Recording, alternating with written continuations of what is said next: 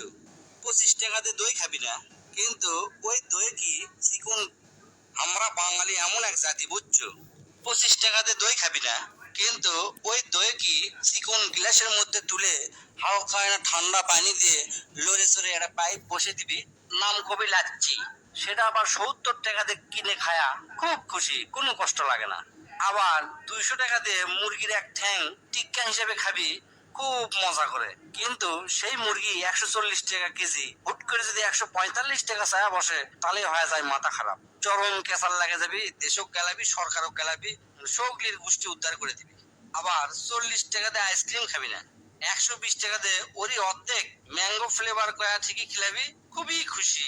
আবার যদি মনে কর বাসত উঠছো, বাসত উঠতে লিজে ঠিকই বাড়ির সামনে মানে গেটের সামনে নামবি, কিন্তু অন্য কেউ যদি গেটের সামনে নামবার চায়, মানে কত কথা শুনবো, কবি কি 10 টাকা ভাড়া দিয়ে কি বাস কিনে লিছেন নাকি, বাড়ির গেটত নামবার চান, মেয়া সময় নষ্ট হচ্ছে না, বাস স্ট্যান্ডে নামবেন, আরো কত কথা শোনাবি, তার হিসাব নাই।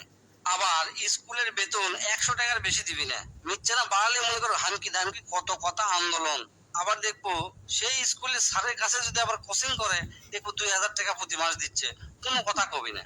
আবার সোল ব্লক বিয়ে দেয়, বিয়ের অনুষ্ঠান পার করে বিশাল জাঁকজমক ভাবে, মানুষক বড় বড় গপ্প দিবি, বেটাক বিয়ে দিছি 10 লাখ 20 লাখ টাকা খরচ করে, কিন্তু ওই যে রান্না বাড়ি করছে সেই বাবুর্চি, ওই বাবুর্চি মনে কর 100 টাকা কম দেওয়ার জন্য লাভালাভি করবি, ক্যাশ ক্যাশ করবি, 100 টাকা বেশি দিবি না।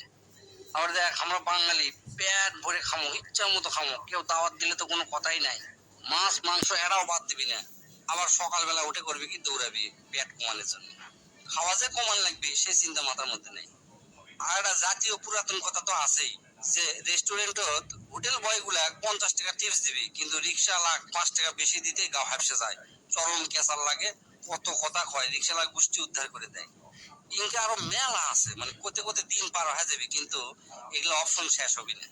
এই গুণগুলা আমাদের সগলির মধ্যে আছে। আসলে আমাদের মেন সমস্যা হচ্ছে কষা পায়খানা লাগাতে। প্রতিদিন টয়লেট যা হাঁকতে মনে কর সেই কষ্ট হবি, জান বের হয়ে যাবি, টয়লেট করে আসে কবি জীবনে আর কোনোদিন মাংস খাবো না, কিন্তু ঠিকই বিকাল বেলা বের হয়ে আসে বাজারের মোড়ক পরোটা টিক্কা খাবি। আমরা বাঙালি